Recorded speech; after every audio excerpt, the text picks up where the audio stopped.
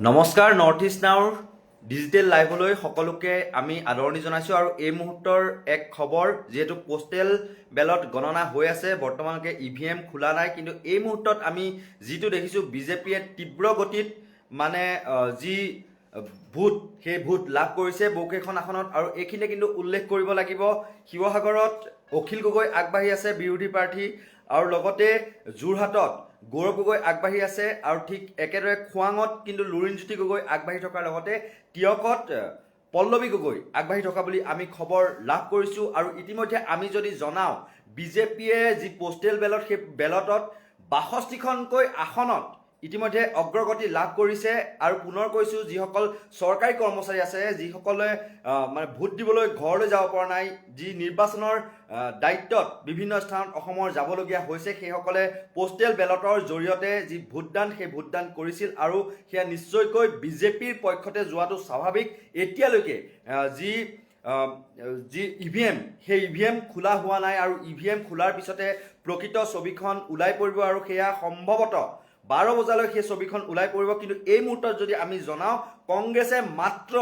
9খন আসনতহে অগ্ৰগতি লাভ কৰিছে কংগ্ৰেছ প্লাছ আচলতে যাক ইণ্ডিয়া বুলি কোৱা হয় ইণ্ডিয়া এলায়েন্সে বৰ্তমানলৈকে 9খন আসনত অগ্ৰগতি লাভ কৰাৰ বিপৰীতে এনডিএ অৰ্থাৎ বিজেপি প্লাছে বৰ্তমানলৈকে 62খন আসনত অগ্ৰগতি লাভ কৰিছে আৰু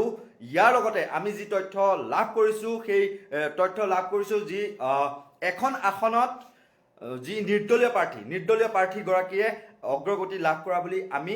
জানিব পাৰিছোঁ আৰু এই ক্ষেত্ৰত ক'ব লাগিব যে ইভিএম বৰ্তমানলৈকে খোলা হোৱা নাই হয়তো 9 বজামানত সেই ইভিএম খোলা হ'ব ফাৰ্ষ্ট ৰাউণ্ডৰ অন্ত পৰিব সেই ফাৰ্ষ্ট ৰাউণ্ড হৈছে পোষ্টেল বেলট সেই পোষ্টেল বেলটত যি খবৰ আমি জনাইছোঁ বৰ্তমানলৈকে বিজেপি প্লাছে ৬২খন আসন আৰু কংগ্ৰেছ প্লাছ অৰ্থাৎ বিৰোধী ঐক্যমঞ্চই 9খন আসনতহে মাত্ৰ কিন্তু অগ্ৰগতি লাভ কৰিবলৈ সক্ষম হৈছে আৰু আদাৰ্ছ অৰ্থাৎ নিৰ্দলীয়ই এখন আসন লাভ কৰাৰ বিপৰীতে বৰ্তমানলৈকে খাতা খুলিব পৰা নাই AIUDFে আৰু এই ক্ষেত্ৰত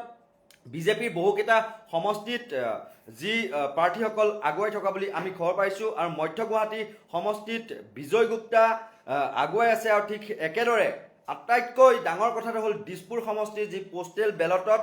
প্ৰদ্যুৎ বৰদলৈ আগবাঢ়ি আছে বুলি আমি খবৰ লাভ কৰিছোঁ আৰু গুৱাহাটীৰ যি 5টা সমষ্টি সেই 5টা সমষ্টিয়ে বিজেপি প্ৰাৰ্থীয়ে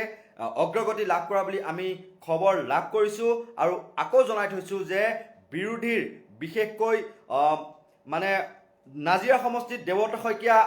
কিছু পৰিমাণে পোষ্টেল বেলটত আগবাঢ়ি থকা বুলি আমি জানিব পাৰিছোঁ ঠিক একেদৰে টিয়কত পল্লৱী গগৈ আগুৱাই আছে পোষ্টেল বেলটত ঠিক একেদৰে যোৰহাটত গৌৰৱ গগৈ আগুৱাই থকা বুলি আমি জানিব পাৰিছোঁ আৰু শিৱসাগৰত